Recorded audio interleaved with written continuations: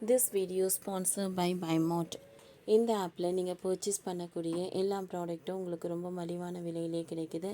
இதில் நிறைய offers and coupons provide பண்ணுறாங்க. ஸோ இதோட லிங்க் உங்களுக்கு டிஸ்கிரிப்ஷனில் கொடுக்குறேன். தேவைப்படுறவங்க யூஸ் பண்ணி பாருங்கள்.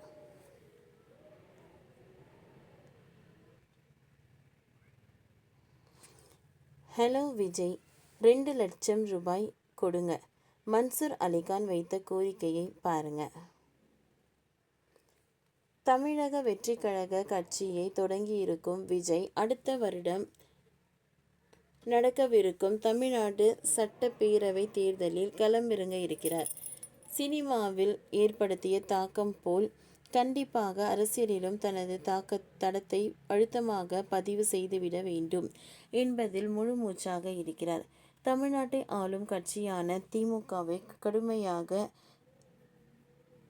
சாடி வரும் சூழலில் அவருக்கு நடிகர் மன்சூர் அலிகான் ஒரு கோரிக்கையை வைத்திருக்கிறார். கோலிவுட் சினிமாவில் டாப் கியரில் போய்கொண்டிருப்பவர் விஜய். ஒரு படத்துக்கு 150 கோடி ரூபாய் தான் அவர் சம்பளமாக வாங்குகிறார் அவர் சொல்லப்படுகிறது. மேலும் அவர் நடிக்கும் படங்கள் விமர்சன ரீதியாக அடி வாங்கினாலும் வசூலில் பட்டையை கிளப்புவதாக அவர் வைத்து படம் எடுக்கும் தயாரிப்பாளர்கள் சொல்கிறார்கள். சூழல் இப்படி இருப்ப நடிப்புக்கு டாடா சொல்லிவிட்டு அரசியலில் களம் இறங்கி இருக்கிறார். கடைசியாக வினோத் இயக்கத்தில் ஜனநாயகன் படத்தில் நடித்து வருகிறார். விஜய் அரசியலுக்கு வந்திருந்ததில் அவரை பலர் விமர்சனம் செய்து கொண்டுதான் இருக்கிறார்கள். அதே சமயம் தனக்கு இருக்கும் உச்சகட்ட மார்க்கெட்டை விட்டுவிட்டு எந்த நடிகரும் அரசியலுக்கு வர மாட்டார். அந்த வகையில் விஜய் பெரிய தைரியசாலி. அவரது இந்த முடிவுக்கு பாராட்டு தெரிவிக்கலாம் என திரைத்துறையிலேயே பேச்சுக்கள் எழ ஆரம்பித்திருக்கின்றன. மேலும் சினிமாவில் யார் யார் தாவேகாவில் இணைகிறார்கள் என்பது இன்னும் சில காலத்தில் தெரிந்துவிடும். அவரை பொறுத்தவரை திமுகவை தான் தனது முதன்மை எதிரியாக தேர்ந்தெடுத்திருக்கிறார். முதலில் முதலமைச்சர் ஸ்டாலின் பெயரை நேரடியாக சொல்லாமல் விமர்சித்து வந்த அவர் கட்சியின் செயற்குழு கூட்டத்தில்தான் முதல் முறையாக ஸ்டாலின் பெயரை உச்சரித்து எதிர்க்க ஆரம்பித்தார். அதற்கு முன்னதாகவே திமுகவை அவர் கடுமையாக விமர்சனம் செய்ததற்கே அக்கட்சியினர் விஜயையும் விமர்சிக்க தொடங்கினார்கள். ஆனால் விஜயோ தொடர்ந்து தனது தாக்குதலை நடத்தி வருகிறார்.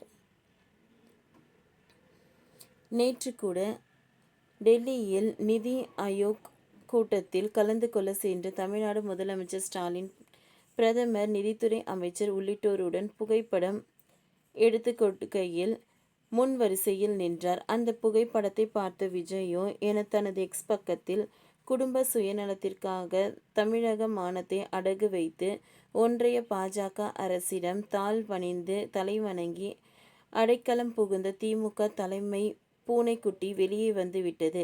திமுகவும் பாஜகவும் ரகசிய கூட்டணி வைத்திருக்கின்றன என்று விமர்சித்தார். இந்நிலையில் விஜய் குறித்து நடிகர் மன்சூர் அலிகான் பேசுகையில், மக்கள் கையில் காசு இல்லாமல் இருப்பது பெரிய குறை. அடுத்ததாக ஆட்சிக்கு விஜய் வருவாரா? வாக்கு செலுத்தும் குடும்பத்துக்கு 2 லட்சம் ரூபாய்